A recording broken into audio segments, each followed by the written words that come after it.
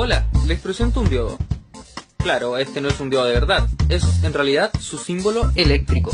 Estos son diodos de verdad, y todos ellos cumplen la misma función: permitir el flujo de corriente en un solo sentido. Los diodos no lo dejarán pasar. Pero, ¿hacia dónde permiten el flujo de corriente? Bueno, primero conozcamos sus partes. Los diodos tienen dos partes, un ánodo y un cátodo. El cátodo siempre está simbolizado por una pequeña rayita. Los diodos permitirán el flujo de corriente desde ánodo a cátodo, mientras que desde cátodo a ánodo no se permitirá el flujo y se bloqueará. Ahora la pregunta es, ¿para qué nos sirve esto? Bueno, veamos un ejemplo. Supongamos que tenemos un circuito cualquiera y conectamos la alimentación, positivo con positivo y negativo con negativo. Todo funcionará como debe ser. Pero, ¿qué pasa si por ABC motivo conectamos la alimentación al revés? Es decir, negativo donde debería ir positivo y positivo donde debería ir negativo. ¡Boom! Quemamos el integrado y nuestro circuito no funciona más. De hecho, podemos probar a conectar nuevamente como debería ser y veremos que el circuito ya no funciona. En un caso como este es donde nos puede salvar un diodo. Probemos a hacer todo otra vez, pero con un nuevo integrado que no esté quemado y agregando un diodo en la entrada. Conectamos positivo con positivo, negativo con negativo y el circuito funciona como debe ser. Luego invertimos la fuente de alimentación para intentar quemar el circuito. Vemos que no sucede nada. El integrado se mantiene intacto y no explotó nada. Probemos a conectar nuevamente como corresponde y veremos que el circuito aún funciona. ¿Por qué pasó esto? Esto pasó porque el diodo rectificador nos protegió.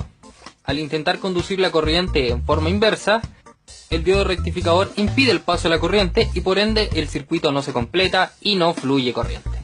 Por ende el circuito está a salvo. Usar diodos de esta forma en los circuitos se conoce como protección contra inversiones de polaridad. Pero no todo es gratis en la vida. Podemos usar diodos rectificadores, pero ellos consumen un poco de voltaje.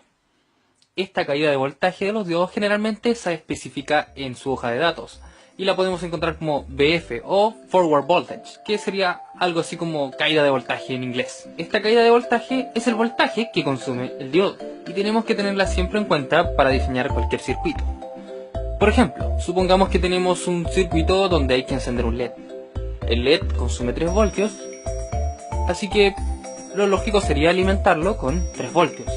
Pero si ponemos entre medio un diodo rectificador para proteger nuestro circuito, el diodo consumirá 0,7 voltios.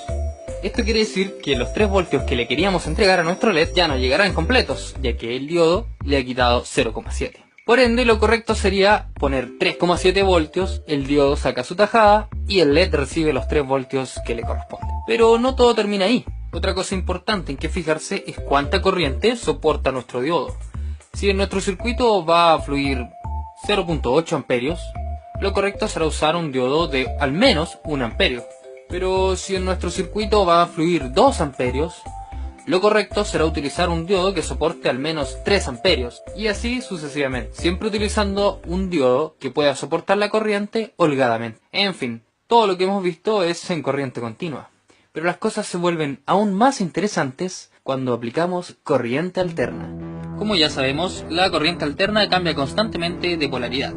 Por ende, cuando hacemos pasar corriente alterna a través de un diodo, el diodo solo deja pasar la corriente cuando ésta va en el sentido correcto, mientras que cuando va a la inversa, el diodo no deja pasar nada. Por lo que si hacemos un gráfico de voltaje versus tiempo, veremos algo más o menos así. El problema es que estamos perdiendo la mitad de la onda y por ende la mitad de la energía. Por ende, un solo diodo no puede ser la solución. Por eso, a un tipo se le ocurrió una solución mejor: ordenar los diodos de la siguiente forma. Primero la corriente viene por aquí, se encuentra con el primer nodo y este diodo que le impide el paso. Por ende, tiene que obligatoriamente seguir por el otro diodo. Luego, la corriente viene de vuelta y sigue el siguiente camino, por el mismo principio. Luego, la polaridad se invierte y ahora la corriente sigue por acá, se encuentra el primer nodo y otra vez un diodo que le impide el paso, teniendo que seguir obligatoriamente por el diodo que queda. Al volver la corriente, sigue la misma lógica y sigue su camino por el diodo que le permite el paso. Este ingenioso arreglo de diodos permite que, sin importar la polaridad que esté a la entrada del puente rectificador, siempre la polaridad sea la misma en la salida, ya que este siempre fue positivo y este siempre negativo, tal y cual como en la corriente continua. Este ingenioso arreglo de diodos se conoce como puente rectificador y lo que entrega a la salida es una onda rectificada. No es una señal completamente continua como esperaríamos, sino que es como si estuviéramos bajando y subiendo el voltaje a cada rato. Pero al menos ahora el voltaje no se invierte, ya es un avance. Para dejar esto completamente continuo, casi como una perfecta línea, tendremos que usar condensadores y reguladores. Y así y todo, no podremos todavía conectar esto a la toma de corriente, ya que necesitaremos antes de todo un transformador. Pero ¿y qué demonios es un transformador, un condensador y un regulador? Eso lo veremos en los próximos videos.